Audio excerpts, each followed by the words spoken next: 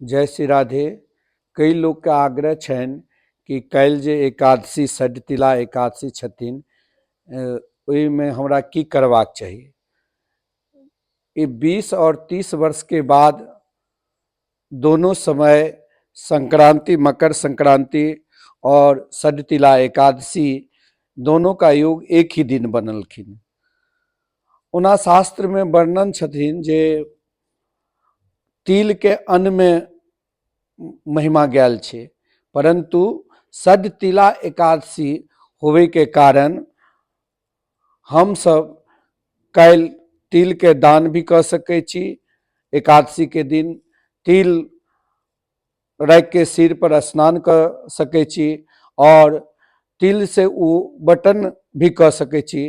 क्या तो काल्हि तिल के बहुत महात्म छथिन एकादशी के, तो काल्हि अहाँ तिल भी दान कर सकै छी और जते अधिक है अधिक से अधिक दान कर सकै छी। और फिर द्वादशी तिथि के जेना खिचड़ी के परंपरा छे, दान पुण्य के छे, तो द्वादशी तिथि के तो ओहिनो दान कयल जाय छे और संक्रांति के उपलक्ष्य में द्वादशी तिथि के विशेष दान करब। लेकिन काल्हि जे एकादशी के विशेष महात्म छनि, सठतिला एकादशी नामे छथिन, एहि दुआरे तिल के बहुत महात्म छथिन। अहाँ सब बिल्कुल तिल दान कर सकै छी। जय श्री राधे।